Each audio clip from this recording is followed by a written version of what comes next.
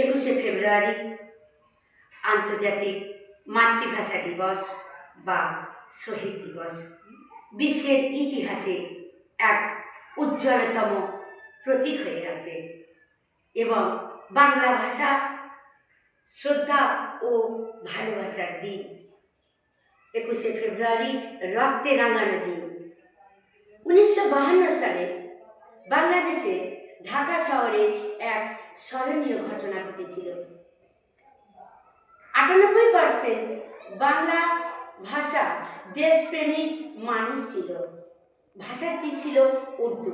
সেই উর্দু ভাষাকে সরিয়ে বাংলা ভাষা স্বীকৃতি দিতে হবে, এই দাবি নিয়ে তারা পথে নেমেছিল। সাধারণ মানুষ, অন্যান্য মানুষ, শ্রমজীবীরা, বুদ্ধিজীবীরা, আইনজীবীরা, আরও অন্যান্য মানুষেরা, তাদের দাবি ছিল বাংলা ভাষা স্বীকৃতি দিতে হবে। এমতো অবস্থায় পুলিশ গুলি করল এবং কাঁদানো গ্যাস ছিল। সেই পুলিশের গুলিতে মৃত্যুবরণ করলেন রফিক উদ্দিন আহমেদ, বরকত আলী, শওকত আলী, আরও অন্যান্যরা। তাহলে বলুন, সেই 1952 সালে ঢাকা শহরে কি স্মরণীয় ঘটনা ঘটেছিল? তারপরে 1956 সালে ইউএনইএসসিওর তরফ থেকে বাংলা ভাষার স্বীকৃতি ও মর্যাদা দিল। সেই সঙ্গে 2024 সালে বাংলাদেশে 12তম ব্যাচের শিক্ষার্থী আবু সাঈদ, তার দাবি ছিল কোটা সংস্কার আন্দোলনের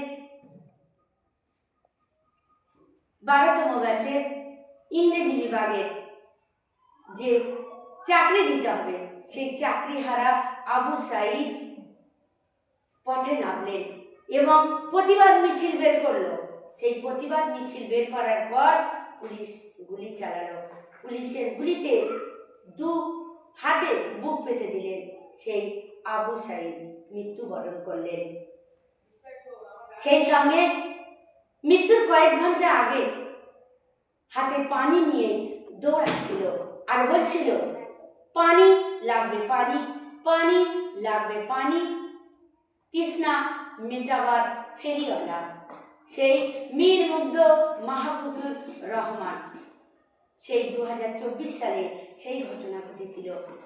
আজ 21শে ফেব্রুয়ারি যে সমস্ত রক্তে রাঙিয়ে যারা শহীদ হয়ে গিয়েছিল তাদেরকে শ্রদ্ধা ও সম্মান জানাই। বিশ্বের ইতিহাসে তাদের এক উজ্জ্বলতম প্রতীক হয়ে আছে আজ সেই 21শে ফেব্রুয়ারি এই দিনটি।